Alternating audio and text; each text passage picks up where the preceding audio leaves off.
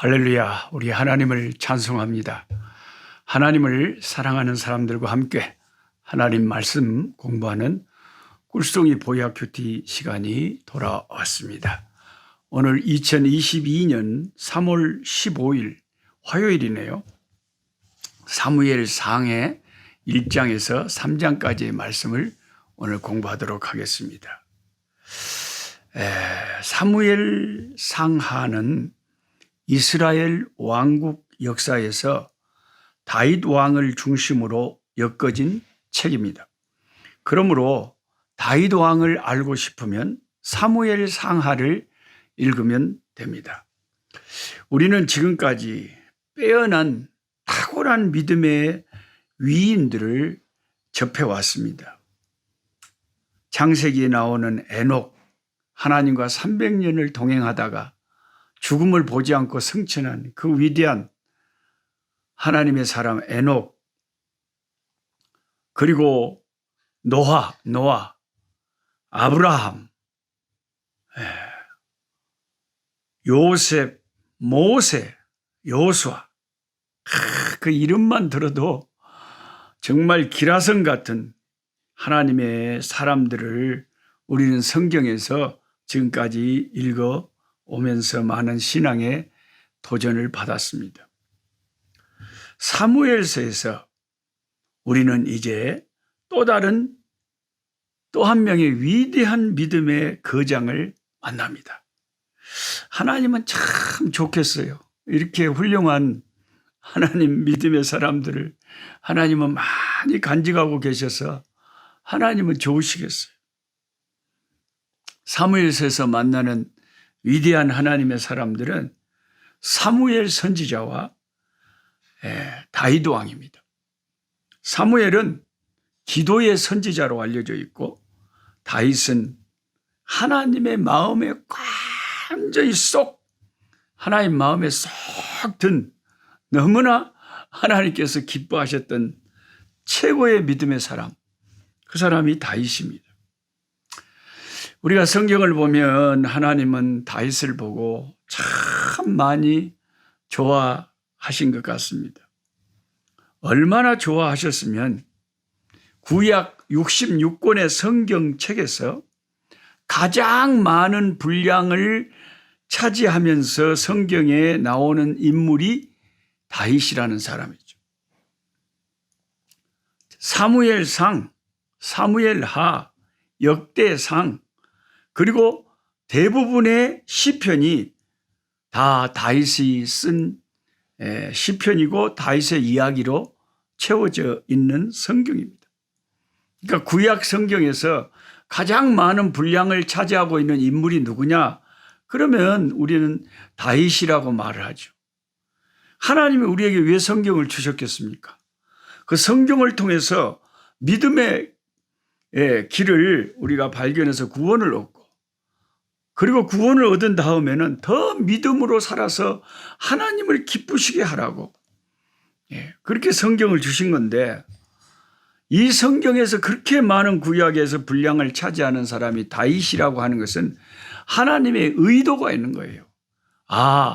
하나님이 다윗이라는 이 인물을 예수 믿는 많은 사람들에게 더 드러내기를 원하시는구나. 그래서 성경에 많은 분량을 들여서 다윗이 등장하게 하는구나. 이런 하나님의 의도를 우리는 파악을 하고, 이 다윗이 왜 그렇게 하나님 앞에 사랑을 받고 칭찬을 받고 하나님이 좋아하는 믿음의 사람이 됐는지를 말씀을 통해서 연구를 해가지고, 우리도 하나님 앞에 사랑받으면 좋잖아요. 하나님 앞에 총애받으면 좋잖아요. 그것보다 더 좋은 게 어디 있겠어요. 그러면 다윗을 연구해야 돼요. 다윗이 완전히 연구 대상이에요. 어쩌면 그렇게 다윗은 똑같은 예수 믿는 사람인데 그렇게 예수님을 잘 믿고 하나님을 잘 믿어서 그렇게 하나님이 좋아하는 사람이 됐을까? 이런 관점을 가지고 다윗을 연구를 해야 되는 것입니다.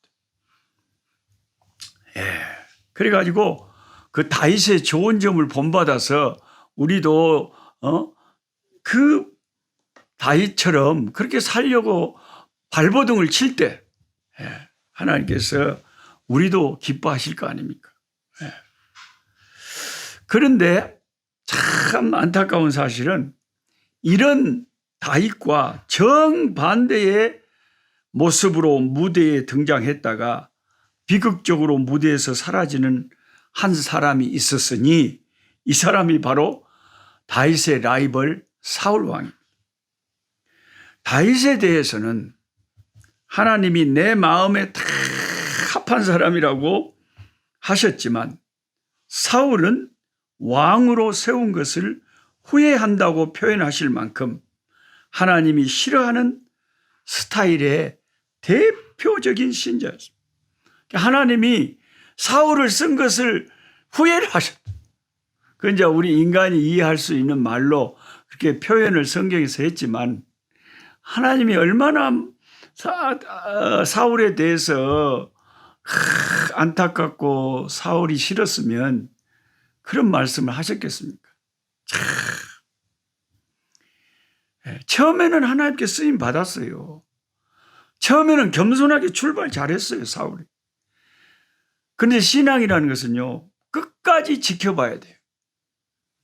신천지에 빠진 어떤 집사님, 한 20년 교회 다니다가 신천지에 빠져버렸답니다. 여기 지금 제가 있는 이 남부아프리카에 제가 좋아하는 이 아프리카 장로님이 계셔요.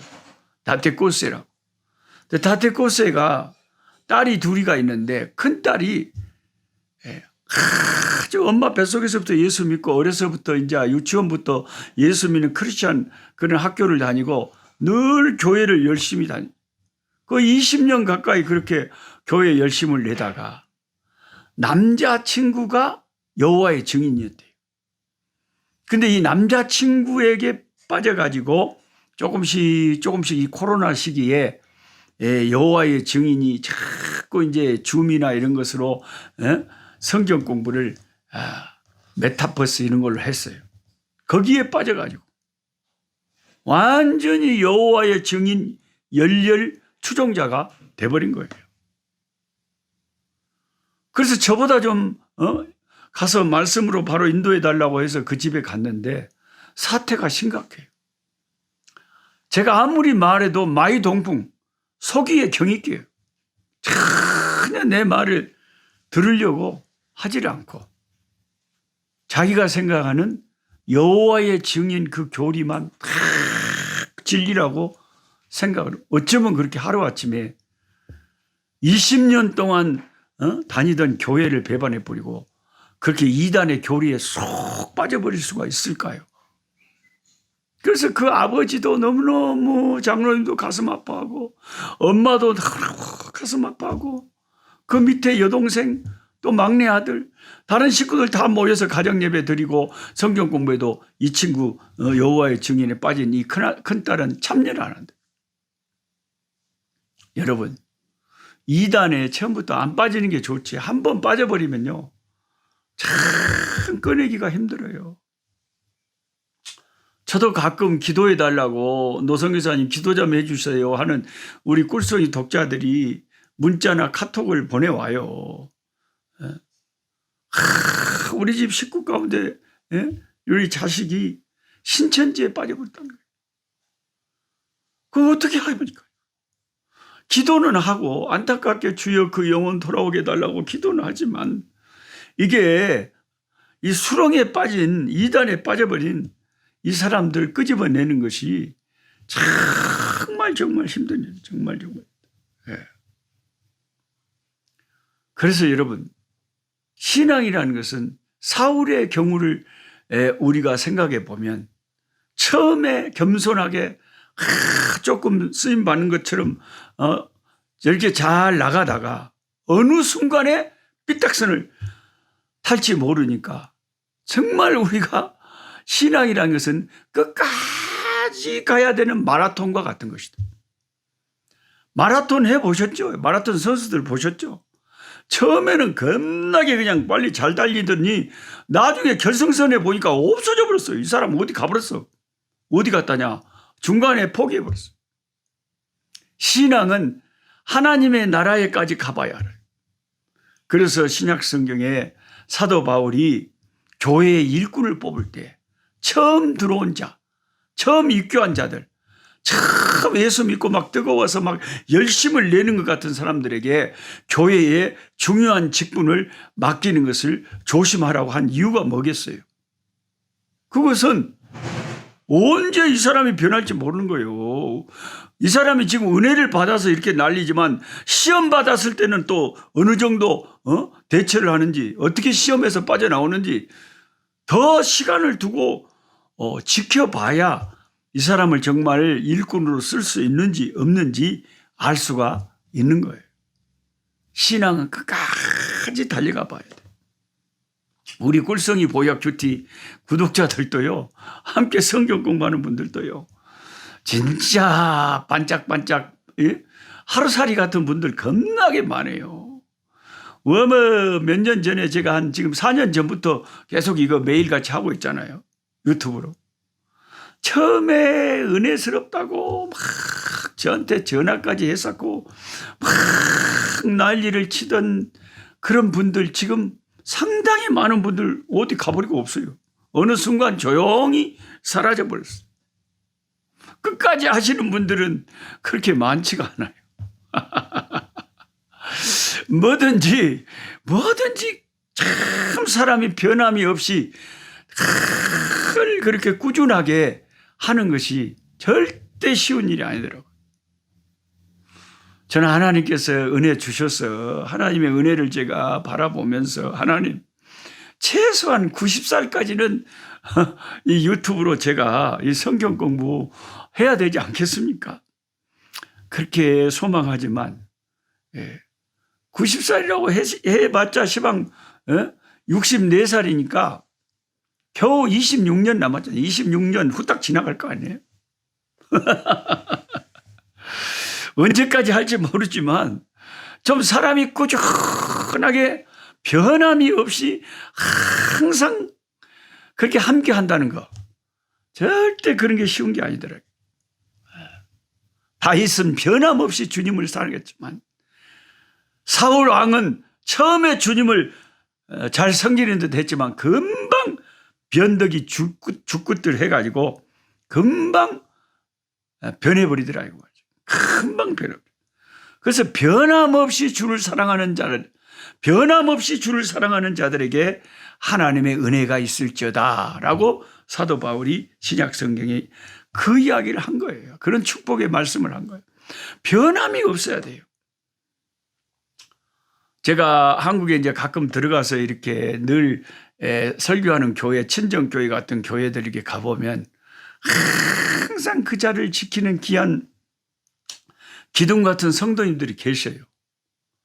근데 그때 그 열심히 일하던 그분은 어디 가셨어요? 물어보면 목사님이 씁쓸한 표정으로 어디 가버렸어요?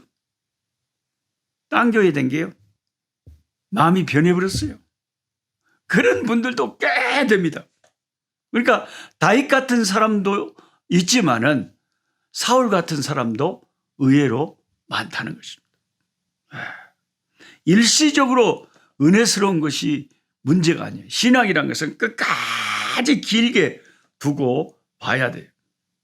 루벤처럼 물의 끓음 같아서 금방 끓였다가 금방 식어버리면 안 된단 말이죠. 신앙이란 것은 끝까지 사람들에게 드러나지 않더라도 끝까지 이 믿음의 선한 싸움을 싸워 가야 됩니다. 그 다음에 사무엘상 3장 1절의 말씀에 보면 여호와의 말씀이 희귀하여 라는 참 이 가슴에 모처럼 박히는 말씀이 있어요. 아이 사무엘이 엘리 앞에서 여호와를 섬길 때 여호와의 말씀이 희귀하여 이상이 흔히 보이지 않았더라. 하나님과 가깝게 하나님을 늘 가까이 하고 하나님께서 음성을 들려주시고 하나님께서 사랑을 나타내 주시고 하나님과의 밀접한 인티머시, 그런 밀접한 관계를 맺고 사는 그런 시대의 사람들이 거의 없었다는 거예요. 여호와의 말씀이 희귀했다. 참 여기다 저는 밑줄 동글뱅이를 사정없이 쳐놨는데요. 여호와를 말씀이 희귀했다. 이게 사무엘이 어렸을 때에 이 사사시대가 그랬더니 영적으로 캄캄한 시대였어요. 지도자 영향이 크죠. 그 당시에 지도자가 엘리 제사장과 그의 두 아들 홈니와 비느하스가 실로에서 성막을 지키고 영적인 지도자로 있었어요. 그런데 안타깝게도 그들은 은혜로운 성직자들이 아니었습니다. 은혜로운 목회자를, 은혜로운 지도자를 만나는 게 복이죠.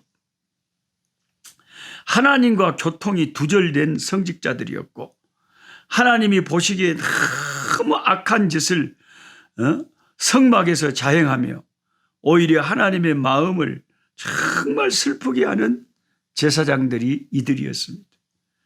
살만 두룩두룩 찌고 나이 들고 영과 육이 눈이 어두워졌던 엘리 제사장, 그리고 그 두 아들 홈리와 비느하스, 이들이 그 당시에 영적인 지도자였다는 것을 생각하면 여호와의 말씀이 희귀할 수밖에 없었구나 하는 것을 알 수가 있죠.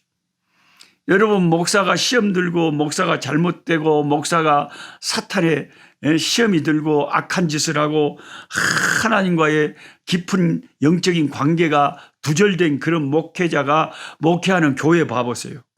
은혜가 그냥 메마른 땅처럼 가뭄의 논처럼 밭처럼 다 그냥 갈라져 버리고 메말라가지고 교인들은 아무 생기가 없고 은혜가 없고 영적인 활력이 없는, 목회자가 은혜가 다 떨어져 버리고 바닥이 나버리면 교회가 활력이 없고 성도들이 기진맥진해지는 거죠. 여호와의 말씀이 희귀하게 돼버립니다. 여호와의 역사가 잘 나타나지를 않는 거예요. 역사, 하나님을 체험하는 것이, 체험하는 삶이 없어져 버려요. 그냥 기계적으로 습관적으로 성전 마당만 받고 왔다 갔다 신앙생활 하는 거예요. 성직자가 영적인 파워를 잃어버리니 이스라엘 백성들은 방자하게 행하고 우상 숭배가 성행했습니다. 말씀이 제대로 선포되지 않으니 백성들이 자기 소견에 옳은 대로 행하였고 삶의 기준이 없었습니다. 그러다 보니 전쟁에서 위기에 처하자 하나님의 뜻도 묻지 않고 성막에 모셔졌던 지성소의 법궤를 꺼내다가 미신을 따르는 자들처럼 그것을 하나님의 거룩한 언약궤를 주술처럼 부적처럼 사용을 했지만 아무런 효험이 없었고 오히려 그 법궤만 이방인들에게 빼앗겨 버리는 어처구니 없는 일이 벌어졌어요. 지도자가 영적으로 참 이렇게 어두워지면 별의별 희한한 어처구니 없는 일들이 그 나라에 벌어지는 거예요. 엘리 제사장이 있던 시대에, 홈리와 비느하스가 있던 시대에 하나님의 거룩한 십계명이 들어있는 법궤를, 언약궤를 블레셋에게 빼앗겨버리는 그런 기가 막힌, 도저히 일어날 수 없는 어처구니가 없는 일이 벌어졌다는 것입니다. 그 법궤를 빼앗겼을 때 엘리 제사장은 의자에서 넘어져 목이 불라져 죽었고 두 아들은 홈리와 비느하스는 전쟁터에 나가서 죽었고 그 며느리는 아들을 낳다가 죽었는데 그 아들 이름을 이가봇이다, 여호와의 영광이 떠났다라는 그런 이름을 아들에게 지어주고 그 며느리도 죽었습니다.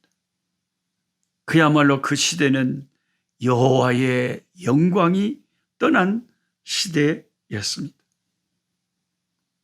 오늘 저와 여러분의 심령 상태에 하나님의 역사, 하나님의 말씀이 우리 가운데 충만해야지, 하나님의 말씀이 희귀하고 은혜가 메말라버리고 하나님의 영광이 떠나버리면 우리는 허수아비에 불과합니다. 우리의 인생은 하나님 앞에 가치 없는 인생이고 맛을 잃어버린 소금이고 빛을 잃어버린 캄캄합니다.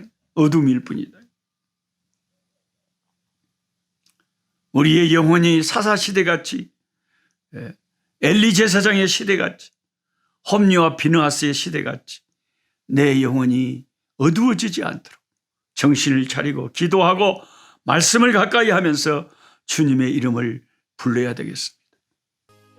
아버지 하나님, 감사합니다.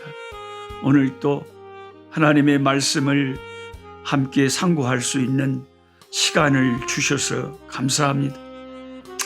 많은 사람들이 또 같이 한다고 처음에는 하지만 중간에 다 떨어져 나갑니다. 하나님 아버지, 끝까지 완주하는 자들은 얼마 되지 않습니다. 시대가 악하고 아버지, 사람들은 분요하고 진리의 말씀보다는, 하나님 사랑하는 것보다는 세상을 더욱 사랑합니다. 자기가 좋아하는 것들은 수없이 시간을 투자하면서도 하나님의 말씀과 기도와 하나님을 예배하고 경배하고 하나님을 기쁘시게 하는 일에는 너무나 인색합니다. 하나님 아버지, 주의 백성들의 영혼들을 흔들어 깨워주시옵시고 하나님 말씀에 충만한 우리들 될 수 있게 주여 이끌어 주시옵소서. 참으로 은혜로 교회를 아버지 바로 이끌 수 있는 성령 충만한 지도자들이, 목사님들이, 선교사님들이 많이 일어날 수 있도록 주여 역사하여 주시옵소서. 예수님의 이름으로 기도하옵나이다. 아멘. 약한 자 힘주시고 강한 자 바르게 주 혼자 정케함이 주님의 뜻이라.